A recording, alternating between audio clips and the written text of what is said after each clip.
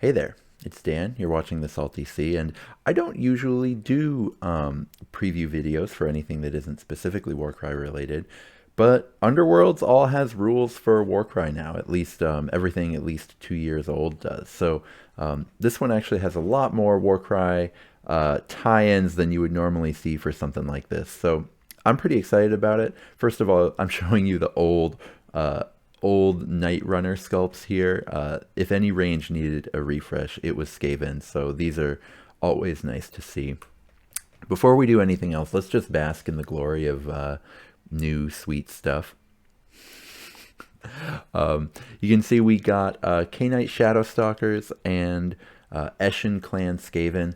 Now, they had been teasing sort of little hints and everything on the Warhammer community site for the entire week, so it was nice to finally find out what they were talking about. And I'll start with the K-Knight Shadow Stalkers because um, I heard a few people say they were disappointed, and I think that's reasonable. But what I'm excited about here is that these are the first bespoke Warcry warband to get reinforcements. Um, that's potentially huge for Warcry in general, right? Because one of the complaints for a lot of the bespoke warbands is that you're somewhat limited in what you get access to, what you get to do. So this is potentially just huge for the game. Don't hold your breath though. I would be pretty surprised if we get rules for these in the TOC 2022. I would bet they come in the 2023 version, and by then, who knows? The game could be pretty different by then. But it is pretty amazing regardless. This, you know, this would have been my number one wish for Warcry 2.0 was to have a whole bunch of expansions to current warbands. And if they're going to do that via Underworlds, that's just as amazing. You could argue that maybe some of the other Warcry warbands don't fit as well in the Nether Maze.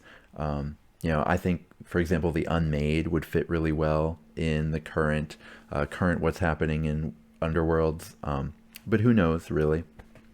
I'm just really excited to get these, even though, you know, one thing about sort of remaking models that only came out a year ago is it's hard to argue these are really better than the old Shadow Stalkers. They're not worse. I don't think they're worse.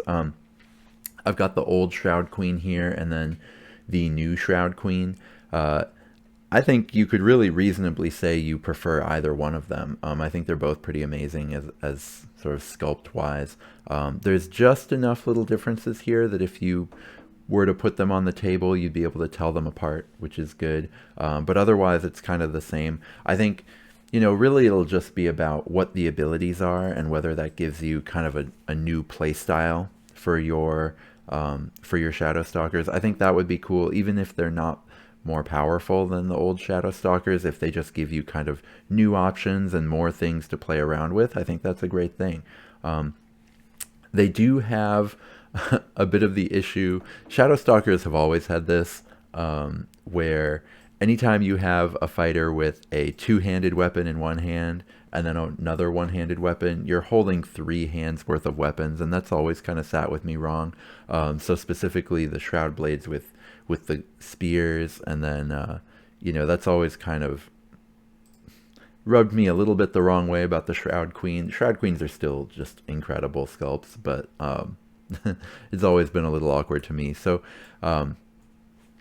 that's what we get for Shadow Stalkers. I'm pretty excited about kind of the more general concept of this, even though I'm not a Shadow Stalkers player myself. Hopefully we see more expansions for more of the Warcry warbands. I think that would be really sweet. But all that's kind of a distraction, right, from the main event, which is Skaven. Warcry-wise, there's not a ton to say about them, right? Skaven getting a net ability could actually be really huge, but otherwise, Gutter Runners and Night Runners are currently kind of the weakest fighters that we have in Skaven. So, most Underworlds warbands are kind of based on the underlying chassis that's already in the game. That said, the Death Master, the Skaven leader for Eshin, is actually pretty okay.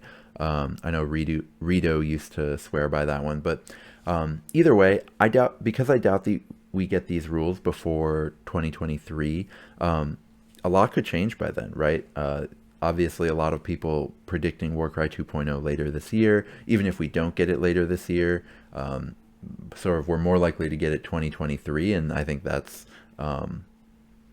that would be before we'd get the rules for these anyway. So yeah, not much to say about what we could see in game, but they're just amazing, and you can use them as alternate sculpts.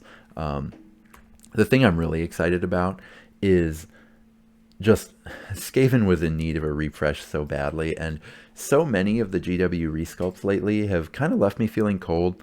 A lot of the time, I felt this way for the Eldar Guardians. I felt this way for some of the like Beast of Chaos, the Seraphon resculpts, when they were too beholden to the old sculpt instead of the old concept. They'd bring something that was just kind of a slightly cleaner version of still the old kind of, especially with the Seraphon stuff. The skinks there are just old skinks. It wasn't that exciting to me. Same with the old Saurus. The Saurus Old Blood actually is a real bad offender of something where I just didn't like it. I thought it was, even though it was a brand new sculpt, it looked like something that they could have made 10, 15 years ago. These do not look like that. These are incredible. These are just so completely different from what the old Night Runners, Gutter Runners, and Deathmaster look like, while still being true to the concept of what they were like, which I think is amazing. This just gets my hopes up so much for what an eventual Skaven refresh could look like. I know some people have predicted that this summer. I doubt we get a full line refresh, but just getting this stuff for Eshin, I think, is incredible. Even if this does mean that we don't get regular full Eshin refresh, who knows? Either way, though, these are amazing. The rat jumping on the smoke cloud, and he's got these little grenades here, is incredible. The net is amazing. If these are what regular basic Night Runners are going to be, that's pretty exciting. Also, slings. We don't have that many slings in the AOS universe in general, so that's pretty fun. The way they've done this Poison Blade is pretty sweet. I mean, the paint jobs on these definitely do them justice, I think, when you look at kind of the poison here. So I can't wait for them to kind of change everything in the Skaven line, except for these Storm Fiends.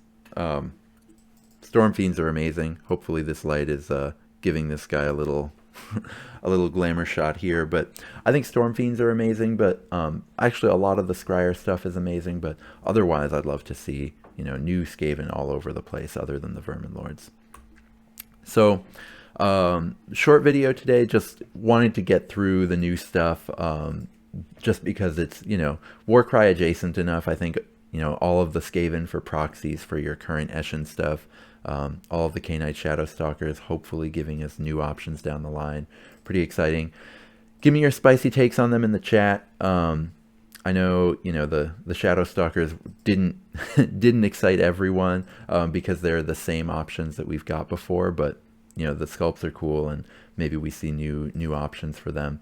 I also want to take a second again to thank all of the patrons who signed up. I promise I'll stop devoting a ton of time at the end every time to thanking patrons, but I am just so floored by the support that I saw. Thank you so much to all of them.